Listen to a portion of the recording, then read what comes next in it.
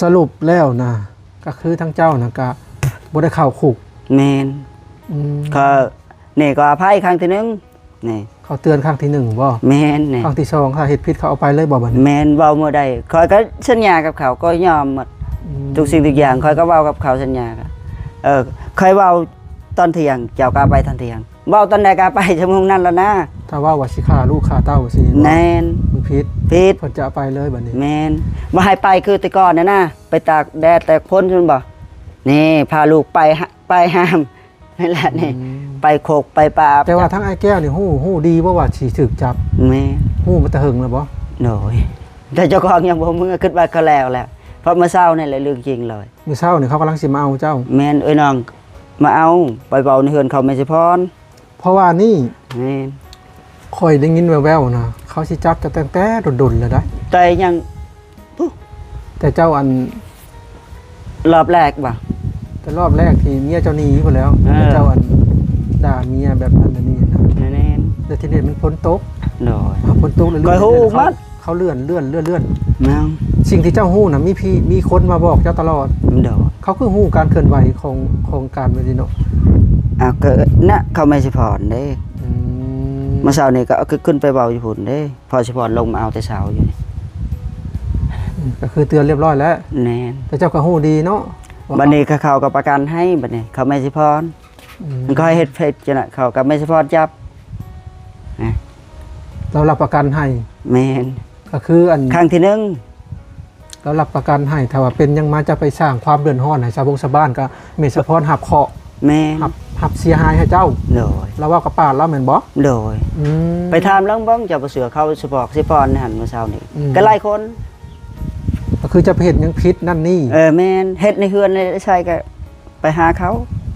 เราเป็นคนจัดการแบบนี้โดยคล้ายๆว่าผู้โดยมีผู้ค้ำประกันโดยนี่คอยก็ย้อมถ้าว่าบ่มีผู้ค้ำประกันนี่บ่ได้ไปแล้วเนาะแม่นเพราะว่าน้องทั้งพุ่นเขาก็เขาให้จะเอาจะไปบำบัดแล้วอันนี้คือแม่สิพรที่ซื้อได้เอาไว้แล้วตอนนี้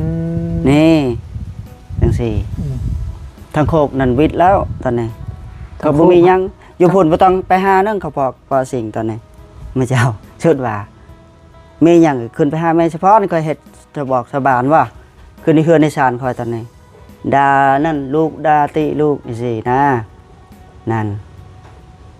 บ่ต้องไปพุ่นนั่นแหละตอนนี้ทั้งพุ่นเขาโทรมาเมื่อเช้านี่ให้ก็คือทั้งพี่น้องทั้งนั่นน่ะเขาปล่อยวางแล้วเขาปล่อยวางเขาให้ยุ่นมาทั้งพี่รับผิดชอบแม่นของแม่สิพรอีกในตอนนี้รับผิดชอบแต่ว่าทั้งอ้ายเจ้านั้นเราปล่อยแล้วแต่เฮิงแม่นแต่มียังต้องไปหาคนนี้โดยคนนี้ค้ำประกันให้โดยถ้าเจ้าไปตีไปฆ่าคนกับคนหับโทษที่ค้ำประกันเอาเจ้าเนาะโดยนี่จังซี่เฮ็ดเฮือนในศาลน่ะก็ไปหาเขาน่ะเขาเฮ็ดเองบ่ต้องตำรวจเขาจับเองจังซี่แต่ขอยยังฮู้แล้วคือกล้าหับประกันเจ้านะก็คอยเป็นน้องแต่กับพ่อคอยแท้ๆได้อันนี้เขาไม่ใช่พ่อน้องทั้งบ้านนาทองคือบ่กล้าหับประกันเจ้าบ่จักอันนั้นอ้ายเจ้าแท้ๆเลยเนาะแน่นคนอันนั้นตะกงนะเรายังบ่เคยมีอ้ายเจ้าแท้ๆขอยเคยเห็นครั้งนึงน้อยอ้ายเจ้าแท้อันนี้ก็ทั้งพ่อเด้นี่แม่นก็คอยเอิ้นตะกี้พ่อเขาในพ่อเขาสิพรนะบ้าวก็บ่ค่อยเอิ้นน้อยก็คอยเฮ็ดหยังแทบนี่ก็ไปหาแม่สิพรตอนนี้แม่นจังซี่ก็เฮ็ดผิดในเฮือนไปด่าลูกเขาเฮ็ดเองต้องไปหาเขาแม่สิพรคือเก่าเจ้าอยู่พุ่นบ่ต้องไปโทรไปหานึงจังซั่นข้างคนทางพุ่นกับทางโคกเมื่อเช้านี้ก็มาคุยกันอยู่พี่ตอนเช้าเขาโทรมาเด้ไม่สิพรหลับไปนะเลี้ยงคอยไว้ท่านนี่แม่นคืออยู่โคกนั่นบรรเจ้าเข้าโซโลมอนวิทย์แล้วทางโคกนะสิบัดนี้ก็เขานี่แหละเคลียร์ให้มาเช้านี่ว่าก็เขาลงกันเลยมาเอาเลยเขาสิมาเอาสมมุติเราบ่เคลียร์นี่เขาสิมาเอาเจ้านี่พบบ่พบอ้าวเฮาก็ฮู้เนาะเฮ็ดได้เนาะก็ยอม เขาถามกี่พิษแล้วก็เฮ็ดได้เนาะก็ด่าก็อยู่แม่นบ่เอาไปเที่ยงเข้าปั๊บประโยชน์ พิษหลายข้อหานะเจ้า แม่น จะฆ่าลูก แม่น จะ ก็หลายอย่างนะ จะฆ่าเมียเนาะ แล้วก็ขายสิ่งของในเรือนในซาน แม่น แล้วก็ค่ายาเสพติด โอ้ย เขาเล็งตัวนี้หึงเลยได้ แม่น จะฮู้โตบ่ เขาเตือนแล้วเด้เขาลงมาบอก จะฮู้บ่ที่ข่อยย้ายหนีเพราะหยัง โอ้ ก็ฮู้ด้วยตัวเองเนาะสิ ฮู้บ่ แม่นสิตัวหยังเนาะ เพราะเจ้าเฮ็ดสิ่งผิดกฎหมายนี่แหละ โดย แล้วก็มันมี มันนี่น้องก็ลงมาบอกนั่นเนาะหลายคนแล้วเขาพอลุงก็บอก มันมีผู้หวังดี แม่น มาบอกเขาว่าให้ข่อยย้ายออกจากนี่ไป ถ้าเจ้าอยู่แบบซื่อๆบ่ค้ายาเสพติดนี่นะข่อยก็จะอยู่ได้ โดยแต่นี่ก็เปลี่ยนหมด นี่ แต่ว่าเรื่องอันค้ายาเสพติดนี่แต่ว่าเพิ่นบ่ได้ใส่ข้อหาบ่ มาแต่เขาว่าออกหมดเนาะ แต่ว่าเจ้าก็ยอมรับกับเขาเบิดแล้ว ฮะ แต่ว่าบ่พอของกลางนี่บ่ แม่น อืม ก็บ่มีเนาะเฮ็ดได้แต่ก่อนเฮ็ดบ่ก็เฮ็ดเนาะก็ยอมหมดเนาะ แต่เขาบ่ได้หลักฐานบ่ได้ของกลาง แม่นก็บ่เห็นแมทบ่เห็นหยังแต่ก็มันมีเฉยๆก็ยอมหมดเฮ็ดได้เนาะนี่ แต่ว่าบ่ได้ของกลาง แต่ว่าเจ้าบอกเขาว่าเจ้าเคยเฮ็ดเขาก็ยังบ่ทันได้อันนั้นบ่ ฮะ หรือว่าจังได๋ อันนั้นก็เคลียร์หมดแล้วเนาะเขาก็ยอมแต่ก่อนเคยเฮ็ดอะไร อืม นี่ตอนนี้เลิกก็บ่เลิกแล้วบ่มีสินะนี่ เจ้าเฮ็ดมาจากเดือนถามตรง จักเดือนบ่ฮอดบ่3เดือน ๆ354เนาะ แม่นประมาณนี้แหละก็ถามก็ยอมหมดนะเฮ็ดนะคำไต่ถามมันนั่นเขาก็ยอมผิดแล้วเลยก็เฮ็ดอะไรน่ะสิตัวได้เนาะก็เห็นเนาะตัวอยู่นั่นก็ แห้งก็ว่าลาย เพราะว่าแต่ละมื้อแต่ละวันน่ะคนหลังเมือนเจ้านี่หลาย ก็ทีหนึ่งเขาก็เห็นแล้วคนสาบานก็ไปเฮ็ดหยังเฮือนคอยเนาะที่ก่อนบ่เห็นมีหยัง แต่ช่วงนั้นเจ้าบ่ได้ย่านบ่จ้ะ จักได้ย่านก็แบบบ่ย่านนะ เดี๋ยวโซทิมแล้ว แม่นบัดนี้เฮาเป็นประสบการณ์แล้วบ่คิดบ่ได้ย่านคือตอนนี้กูเขาเว้าอะไรมาเช้านี่จนชั้นแหละ ตะกี้ยังบ่ได้ย่าน แม่น คล้ายๆแบบว่ามีแนวมารมาบังเบ่ทุกอย่างทุกอย่าง แม่น อีหยังเกิดก็เกิดอีหยังประมาณนี้บ่ โดย อืม เอ้าเพราะตอนนี้ย่อคิดที่นี่ปก็สิเอาจริงได้นะ อืม เขามาพอสิพรลงมาเช้านี่ใต้เช้าๆลง เขาเล็งมาแต่เฮิงแล้ว แม่น เขาว่า มันหลายอย่างอยู่เขาเว้ามาเช้านี่ หลายอย่าง มื้อนี้ก็น้องคอยทางบ้านโป่งน่ะเคลียร์ให้กับพวกนี้ตำรวจในมื้อเช้า แต่ นี่ เขาได้ยินข่าวๆแว่วว่าเพื่อนเจ้านี่มั่วซุมหลายสิ่งหลายอย่าง เปิดเพลงเสียงดัง อืม ช่วงนั้นก็ประกาศอะโลอะเล กระตูเช้าเองเนาะ ชื่อหมดละคอยเนาะวันนี้ไม่ได้คอยหมดเอาเลยได้เขาเว้ามื้อเช้านี่ ก็รวมทั้งค่อยเนาะแล้ว ยากไม่ได้เชื่อเจ้าอ้าวหมดละคอยวันนี้เสียงพอเสียงเพลงนี่ไม่ได้เชื่อเจ้าเอ้า เขาว่า เอาน้องเขาจุดปู้มื้อเช้านี่ค่อยจุดยากดตบอันหน้าเขามื้อเช้านี่ อืม เขาโตใหญ่เนาะได้ค่อยบ่ได้เถียงแล้วยอมผิดแล้วได้เนาะเที่ยงคำหนึ่งเมื่อเช้านี่ก็เฮาผิดแล้วบ่ต้องเถียงเขามันบอกเขามาฮอดแล้ว เขาว่าเพื่อนเจ้านี่มั่วซุมหลาย มีแต่คนหลายเต็ม คดมาแต่ใส่ บัดนี้คือบ่เกรงใจผู้อยู่นำนะน่ะบ่เบิ่งเขาคนซอย แม่นบ่ก็โดยเนาะเฮ็ดแล้วได้ผิดแล้วเนาะก็พยายามครับอ้าว สาเหตุที่ค่อยย้ายเอากับเป็นเพราะนี่แหละเพราะว่า แม่น บาง บัด ที นี้เข้าใจหรือบ่มีหยังแน่เดินโตตอนนั้นยอมผิดบ่หรือบ่ผิดยอมผิดอ้าวตอบทุกสิ่งทุกอย่างผิดแล้วยอมถูกจังได้หน่อยสิ เขาลงมาเลย ผิด มาก ฎหมายเด้ แม่น ขายาเสพติด แม่นกินเหล้าก็กินอย่าไปบุญวายผู้ใดแล้วแต่กินเฮือนเองอย่าไปคือเก่านี่คอยยอมนี่ อืม สินๆนะ แต่จะกินร้ายเขาว่าเบิ่งลูกก็ให้เลี้ยงลูกนะตอนนี้นี่คนใหญ่นี่เขาก็ถามหาว่าเจ้านี่ เพราะถ้าเจ้าตั้งใจเรียรอนะเจ้าก็น่าจะวิทย์คือ FC หลายๆคนก็ตำหนิเจ้าลาได้ว่าแต่ละคลิปจะออกไม่แต่จมแต่เรื่องเงิน แม่น บ่มี นี่ เงิน ก็ เลี้ยงลูก ให้เว้าเรื่องตอนนี้มันพิษ บ่มีเงินเลี้ยงลูกบ่มีเงินเลี้ยงลูก ได้เงินค่าดองคืน 20,000อีหยังประมาณนี้นะ แม่น และ ก็เว้าออกหมดเนาะข้อยก็ยอมข้อยบ่เว้านั่นว่า นั่นแหละ หันเขาอยากให้จังน่ะเขาก็คิดสงสารเขาก็ให้เองว่า ถ้าจะเป็นคนดี แม่ เราจะเลี้ยงลูกแล้วก็ โน่ เฮ็ดปฏิบัติดี โน่ก็ อาจ ให้ จะมีคนช่วยข่อยว่า ก็ให้ความสะอาดในเฮือนนี่แล้ว นี่จัง คือ ซี้ เจ้ามีข้าวเจ้าหนึ่งข้าวแล้วเจ้าก็ไปหาอัน คือหากินตามปกติ อ่า คือแตะ หา ก่ กิ อน น นะ ปกตินั่นก็รอดนะครับว่า แม่น แต่เจ้าก็บ่ต้องตามใจลูกเกินไปนะอย่างเช่น บัดนี้นึงมา ซื้อ เขาก็ให้ ขนม ลงไปเอาลูกอะลิให้ตายไหม แน่ เพราะว่า บัดนี้คอยตอนนี้ก็หนักเนี่ยไปทิมลูกแน่ อืม จังซี่ สองคืนสิมานี่แหละเนาะ โน่ ครับ แน่ ผม ก็ให้ลงไปเอา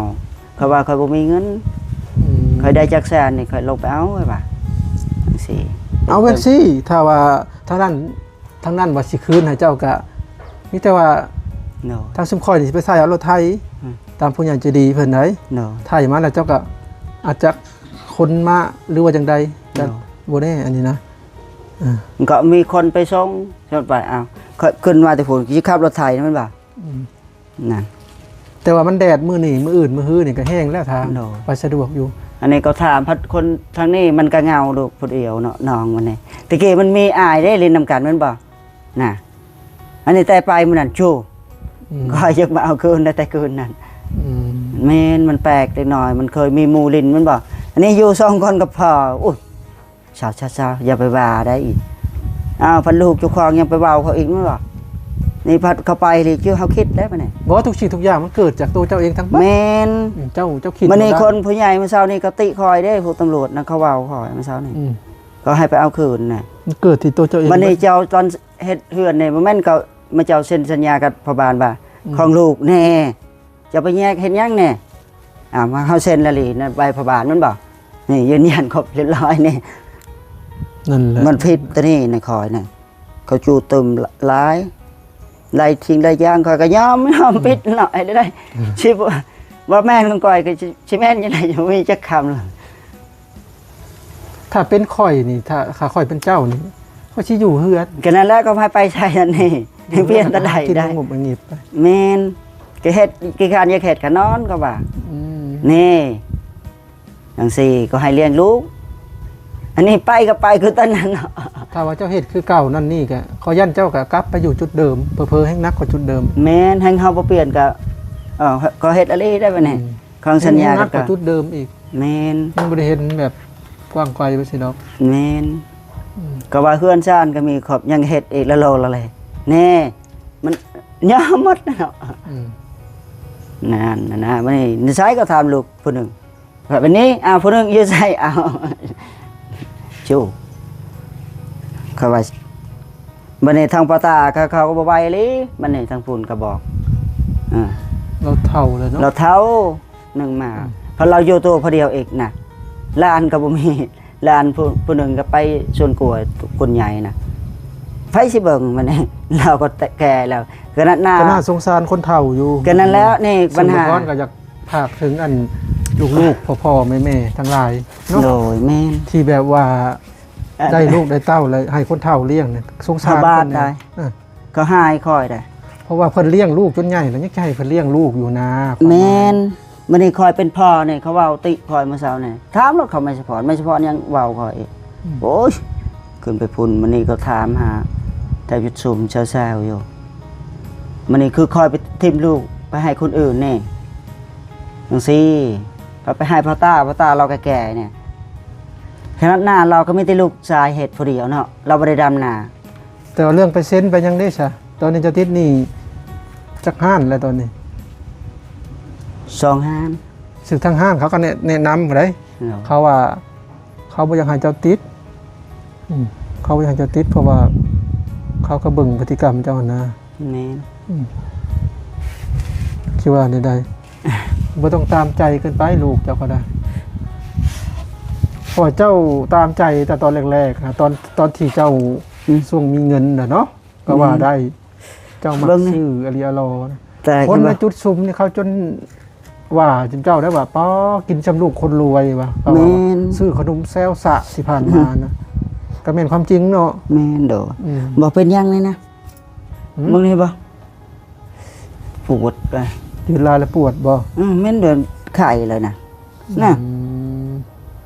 แตกใช่บ่น่ะ พัดตีนทางไหนตาน่ะเห็นป่ะน่ะปวดเลย น้ำกัด อือ น้ำกัด นี่บวมเห็นป่ะน่ะ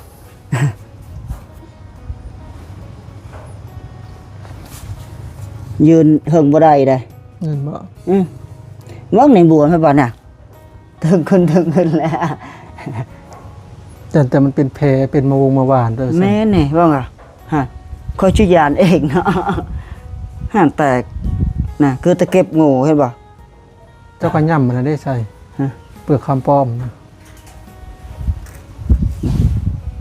เอาก็สรุปแล้วก็คือยอมเปลี่ยนแปลง โดย อืม ยังเห็ดเว้าบ่ได้เขาก็จับอะไร อืม กองเซ็นสัญญากับเขาเว้าแล้วแน่เขาไม่สิพรเบิ่งตอนนี้นี่สิเพราะคนอยู่พุ่นอายแท้ๆเขาอยู่โคกมันไก่ก็บ่ได้เห็น อืม อันนี้คนอยู่นี่รับประกันให้ อืม จังซี่เขาก็แนมเห็นเนาะจะไปใช้เฮาบ่แนมก็บ่เห็นนี่ เอาก็ยอมหับเปลี่ยนแปลงเนาะ โด แต่ว่า วันลูกก็ให้ลงไปเอาอีก แต่ว่าสิยอมเปลี่ยนแปลงได้จังไดก็อันนี้ก็ว่ากันอีกทีตำลังเนาะ โดยแต่เฮ็ดได้บ่ยอมก็ยอมแล้วช่วงนี้ต่อไปกูเขาว่าเฮือนชาญมียังบ่คักยังสิเฮ็ดนี่เปิดเฮือนเฮานี่ชดว่าไปไปมันเฮาก็เว้ากันแหละกับพระบาลตอนนั้นมันบอกเอาไว้เฮือนนี่กะว่าให้แต่ลูก2คนน่ะ มันมีรายชื่ออีกแน่ก็ตอนนี้ก็หาย อืม นี่ ตอนขึ้นเฮือนก็กูจดไว้ในพระบาทมันบอกถือของลูกแม่ก็พอไปป้าติโตเฮาก็ยอมหมดน่ะนี่ใช่ว่าอย่างไรฉันนี่ อืม ถือลูกอีกก็เอาไว้ให้แต่ลูกมันในลูกมาแตกแยกนี่เขาบ่ให้ก็ให้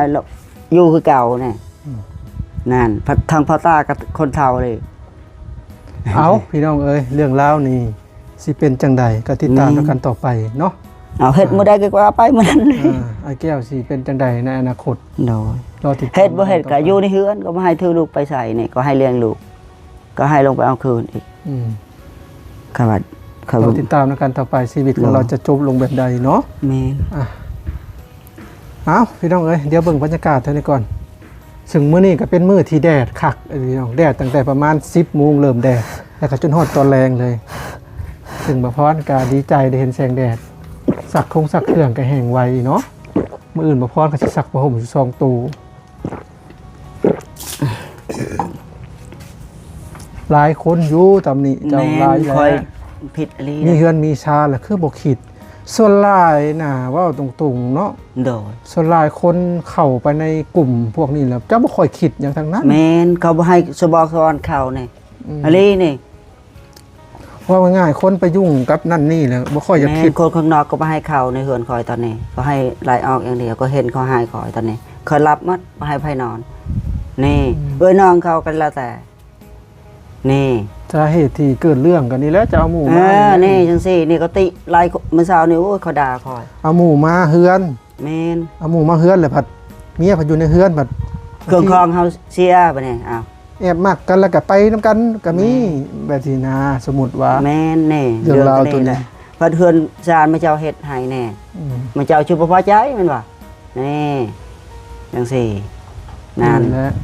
มันหามาเสานี่คือก้อยก็ยอมหมดนั่นเฮ็ดผิดเลยเขาฮู้หมดทุกสิ่งทุกอย่างนี่ถือเครื่องครองเขาให้ไก่โมเจ้านั่นแหละนะเจ้าเขาเอง อืม เจ้าจะให้เขาก็ให้บ่ได้เจ้าสมะให้เขานอนให้เขาอยู่ฮู้ว่าเป็นเพื่อนกันนี่คอยเสนอของคอยก็เขาหายสามมื้อเสาแต่ว่า เอา เขา ทำได้ก็ปฏิบัติทำได้เนาะ โดยเอาบ่ได้ก็ได้แล้ววันนี้ บ่แม่นว่าเพิ่นเว้ามื้อนี้แล้วปฏิบัติได้แต่มื้อนี้มื้อต่อๆไปแล้วปฏิบัติบ่ได้ก็คือเก่าอีกแล้ว แม่งขอไปคือเก่านี่ปัญหามัน วันนี้บทบันทึกเลยเนาะ โดย ก็มีแต่ว่า ทางโคกเขาก็เขาอันนั้น ถ้าจะเฮ็ดผิดให้เขาเอาไปแท้พี่น้อง แท้ไปทำรถนี่เขาไม่จะบอกนี่ เอาไปแท้เขาได้ยินข่าวแว่วๆเขาสิเอาเจ้าตุ้ยคาคุกผู้ใด คือจักยำได้เมื่อเขาบ่ปล่อยเฮ็ดได้แล้ว เขาสิเอาป้าเจ้าเลย แมนเขาอันนั้นเขาเตือนแล้วนี่ อืม เจ้าก็คิดเบิ่งเอาว่ะนี่เจ้าสิอยู่ข้างนอกหรืออยู่ข้างในก็แล้วแต่อ้าวเขาเว้าซ้ำนั้นเนาะคนใหญ่แล้วก็หมดนั่นเนาะเจ้าก็คิดเอาซ้ำนี้เขาว่านี่เพื่อนชาติเจ้าก็มี นี่นั่นบ่ อยากไปใส่ดอกยาวจักก็มี